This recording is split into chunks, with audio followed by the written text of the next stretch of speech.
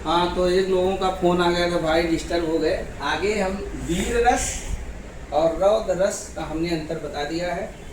आप कविता पढ़ेंगे तुरंत आप लगा लेंगे, और प्रैक्टिस जब सेशन रहेगा तो उसमें तमाम सारे उदाहरण दिए जाएंगे। अब जैसे उसके बाद है करुण रस। तो करुण का स्थायी भाव है शोक। शोक और वियोग में अंतर है, बहुत लोग ये भी नहीं अंतर जान पाते हैं। शोक और वियोग, जैसे जो श्रृंगार रस का वियोग है वो शोक जैसा नहीं है। शोक में इंतजार खत्म हो जाता है, मृत्यु होती है, जबकि वियोग में विरह है और शोक में चिर विरह है। चिर विरह माने हमेशा के लिए जुदाई, चिर विरह है, चिर विरह। और यहाँ पर है विरह, यहाँ इंतजार है, तो इंतजार का अपना मजा है। शोक, बहुत सारे लोग शोक मार देते हैं जब वियोग रस आता है। तो वियोग रस में अब जैसे आ गया गाना जो है कि चिट्ठी न कोई संदेश, जाने वो कौन सा देश कहाँ मर गया है, लेकिन न ये चाँद होगा न तारे रहेंगे, तब यहाँ मर थोड़ो गया है, यहाँ पर इंतजार है। तो इंतजार में विरह है, वेदना है, लेकिन मिलने का अभी इच्छा बनी हुई है, संभावना बनी हुई है। जबकि शोक में मृत्यु हो जाता है।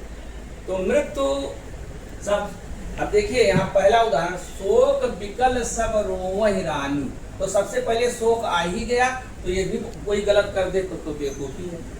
कहता है शोक विकल सब रोवहि रानी, रूपशील बल तेज बखानी, और करहि विलाप अनेक प्रकारा, परहि भूमि तल बारहि बारा। यहाँ राजा दशरथ की मृत्यु हो गई है और उनकी रानियां रो रही हैं, कारण करके रोना। जैसे कह रहे हैं जब कोई मर जाता है तो उसके रूप बल और तेज की प्रशंसा करते हुए रानियां रो रही हैं।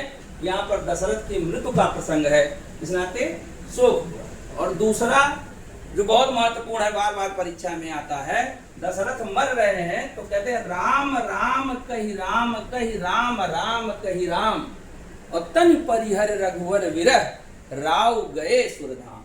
यानी दशरथ सुरधाम चले गए, मृत्यु हो गई। राम राम कहते हुए दशरथ सुरधाम चले गए। बहुत लोग इसमें भक्ति मार देते हैं, पूरा नहीं पढ़ते हैं। राम राम कहि राम कहि राम राम कहि राम, और तनु परिहर रघुवर विरह, राव गए सुरधाम। राम राम कहते हुए दशरथ की मृत्यु हो गई, इस नाते यहाँ पर शोक होगा। अब लक्ष्मण को शक्ति लगी है और राम रो रहे हैं, धोखा न दो भैया मुझे, इस भांति या करके यहाँ मझधार में मुझको बहा कर तात जाते हो गहाँ। सीता गई तुम भी गए, मैं भी न जीऊंगा यहाँ, सुग्रीव बोले साथ में सब जाएंगे मानर यहाँ। देखिए यहाँ लक्ष्मण की मृत्यु नहीं हुई है, लेकिन जीने की कोई संभावना भी नहीं है। तो यहाँ राम जो है वो शोक से रो रहे हैं, कह रहे हैं कि भैया 20 युद्ध में हमको धोखा न दो, सीता का हरण हो चुका है, अगर तुम भी मृत्यु को प्राप्त हो गए तो मैं भी जीऊंगा नहीं, यहाँ नहीं जीऊंगा। सुग्रीव कहे कि हे प्रभु, अगर आपको कुछ हो गया तो सारे बानर भालू यहाँ मर जाएंगे, तो यहाँ कष्ट की पराकाष्ठा है, इस नाते शोक होगा। अब देखिए उसके बाद बहुत इंपॉर्टेंट रस है भयानक रस, ये आता है वीर रस और भयानक रस। अब जैसे भयानक में होता है डर, कोई ऐसा ना कहे कि हम डरते नहीं है, सब इस संसार में सभी लोग डरते हैं, मृत्यु से सभी लोग डरते हैं। जब मृत्यु सामने खड़ी होती है तो सब लोग डर जाते हैं। देखिए पहला उदाहरण, उधर गरजती सिंधु लहरिया, कुटिल काल के जालों सी, और चली आ रही फेन उगलती, फन फैलाए ब्यालों से। कहता है कि समुद्र का पानी, उधर गरजती सिंधु लहरिया, कुटिल माने जिसके व्यवहार का पता ना हो, कुटिल काल के जालों से, काल का जाल बनाए हुए हैं, और चली आ रही फेन उगलती, चली आ रही है फेन उगलती माने जिस प्रकार सांप फुफकार मारते हुए आगे बढ़ता है तो समझो मृत्यु आ रहा है। तो कह रहा है कि चली आ रही फेन उगलती, फन फैलाए ब्यालों से। ब्यालों माने सांप, जैसे हजारों सांप आ रहे हो काटने के लिए, उतना ही डर लगता है जब सिंधु का पानी, समुद्र का पानी तेजी से बाढ़ का स्वरूप लेता है और आगे बढ़ता है। तो वहां जल संभावना खत्म हो जाती है कि हम भाग के बच जाएंगे। जब सुनामी आएगी तो कोई बच नहीं पाएगा। दूसरा उदाहरण है जब हनुमान जी लंका को जलाए वहां भी कोई बच नहीं पा रहा था। बाल दी विशाल विकराल जाल ज्वाल मानो, लंक लीलिभो को काल रसना पसारी। तो कहता बालदी विशाल विकराल ज्वाल जाल मानो, इतना तेज प्रचंड आग लग गई है, ऐसा प्रतीत हो रहा है जैसे काल ने स्वयं जीव को पसार रखा है, अब बचने की कोई संभावना नहीं। अब देखो ये उदाहरण बहुत ही बेहतरीन है। जब रावण अंतिम दिन युद्ध के लिए जा रहा है तो बहुत बहुत अपशगुन हो रहा है, ये भी भयानक है। लेकिन रावण नहीं डर रहा है, रावण वीर है लेकिन डर नहीं रहा है, लेकिन अपशगुन हो रहा है। मंदोदरी डर रही है। गोमाय गीध कराल खररव स्वान रोमहि अति घन। गोमाय, गीध, कराल, खररव, गधा रो रहा है, कुत्ता रो रहा है, गाय बच्चा रो रहा है, सारे लोग रो रहे हैं। गोमाय गीध कराल खर स्वान रोमहि अति घन। स्वान कुत्ता रोने लगता है तो सब लोग कहते हैं अपशगुन हो गया। स्वान रोमहि अति घने जन काल दूत उलूक बोलहि वचन परम भयावने। भयावने आ गया। जिस प्रकार काल के रूप में ये सब लोग बोल रहे हैं कि आइए आज ही आपकी मृत्यु निश्चित है, यहाँ पर भयानक रस है। तब जब गिद्ध मड़रा रहा है रावण के सर पे, गधा रुदन कर रहा है, तो यहाँ पर भयानक रस। तो आप जब कविता पढ़ेंगे, अगर ध्यान पूर्वक पढ़ेंगे तो अपने आप पता चल जाएगा। गोमाय गीध कराल खर्रई स्वान रोमहि अति घने जन काल दूत उलूक बोलहि वचन परम भयावने। तो भयावने माने भयानक अपने आप हो गया। तो अगर ठीक प्रकार से यदि कविता को पढ़ा जाए तो 90% उत्तर उसी में अंतर्निहित है जो हमें मिल ही जाता है।